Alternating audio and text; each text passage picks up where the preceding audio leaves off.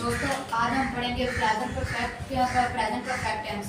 ये present perfect tense है, इसको उर्दू में कहते हैं फेल हाल मुकम्मल।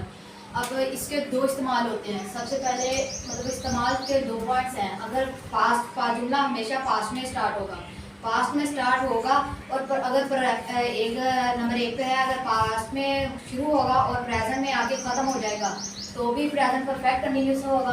और अगर पास्ट में शुरू हो रहा है और अभी तक चल रहा है, अभी ख़त्म नहीं हुआ, उसको भी हम इस्तेमाल किया इसका। अब पहचान देख लेते हैं इसकी। उर्दू जुमले के आखिर में चुका है, चुकी है वगैरह आता है। चुका है, चुकी है, चुके हैं, ये सब कुछ। अब अंग्रेज़ी के अंदर इसकी पहचान है, जो अंग्रेज़ी के जुमले में जस्ट, ऑलरेडी, येट आता है, मगर हर बार ये ज़रूरी नहीं है कि आएगा ही, हमेशा आएगा ही, ये बहुत बात ज़रूरी नहीं है। और प्रेजेंट परफेक्ट कंटिन्यूस टेंस में बाज़ औक़ात सिंस और फॉर भी आ सकता है। ये याद रखना, सिंस और फॉर भी आ सकता है। हेल्पिंग वर्ब जो यूज़ होता है वो होता है हैज़ और हैव। हैज़ आगे हम देखते हैं कि हैज़ और हैव किसके लिए यूज़ होते हैं। हैज़ जो होता है वो ही, शी, इट्स सिंगुलर नेम के साथ ज़रूरी होता है। जैसे यहाँ पे ये सिंगुलर नेम है बॉय, उसके साथ हैज़ लगा है। Have, I, we, they, you plural name के साथ। इस तरह तमाम जो भी ज़्यादा होंगे तादाद में, उनके साथ जो होगा वो हैव यूज़ होगा। हम जुमला बनाने का तरीका देख लेते हैं। पॉजिटिव सेंटेंस के अंदर सब्जेक्ट के अंदर helping subject plus helping verb आ जाएगा। हेल्पिंग वर्ब के साथ थर्ड फॉर्म ऑफ वर्ब और फिर साथ में ऑब्जेक्ट आता है। नेगेटिव जुमले के अंदर सब्जेक्ट, हेल्पिंग वर्ब और हेल्पिंग वर्ब के बाद यही सेम रहेगा, बस इसके साथ नोट लग जाएगा। Note plus third form of verb plus object. और सवालिया जुमलों के अंदर हेल्पिंग वर्ब शुरू में आ जाएगा, सब्जेक्ट इधर थर्ड फॉर्म ऑफ वर्ब आएगी, वो मिस हो गई है, और ऑब्जेक्ट और फिर एंड में क्वेश्चन मार्क। सवालिया जुमलों के आखिर में हमेशा क्वेश्चन मार्क लगाना होता है।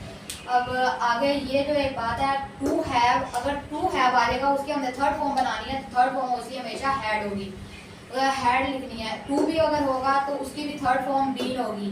अगर वर्ब के आखिर में एल, एम, एन और टी आ जाता है तो फिर हम उसकी इस तरह की कुछ होगी थर्ड फॉर्म होगा। जैसे शन है, इसके एंड में एन आ रहा है, ये देखें ये एन आ रहा है, एन के फिर इसकी डबल एन आ जाएगी शन।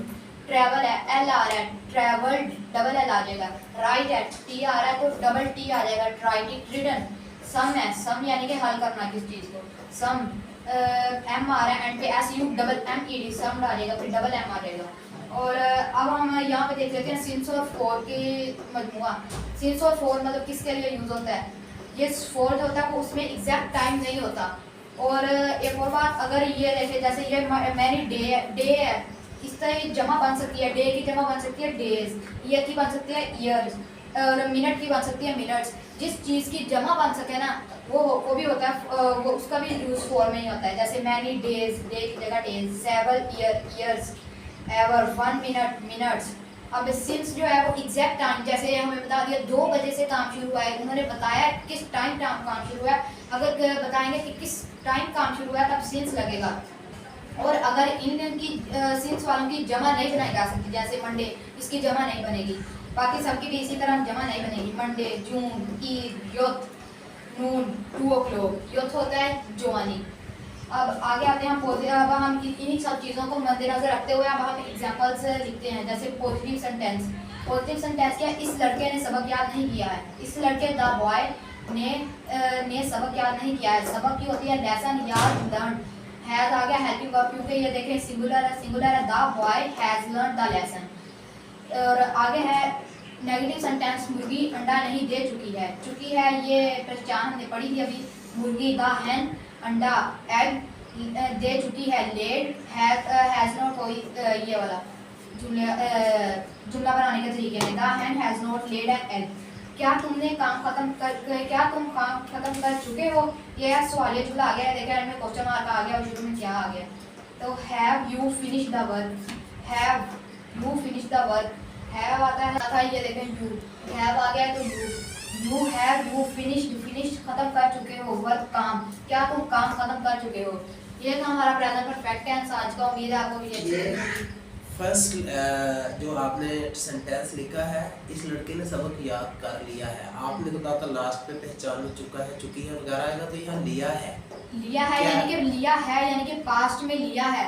हाँ मतलब वहाँ पे पहचान में हम ये भी लिख सकते हैं हाँ, कि लिया चुका है। चुकी है वगैरह आता है, और लिया है लिया ली है है वगैरह भी आ आ सकता है, तो आप वो भी लिख दें ऊपर। ठीक, थैंक यू। और मुर्गी ने अंडा नहीं दिया, तो नहीं दिया, यहाँ पे बताएं इस सवाल में सब्जेक्ट क्या है इस सब्जेक्ट सेंटेंस है के? मुर्गी सब्जेक्ट है।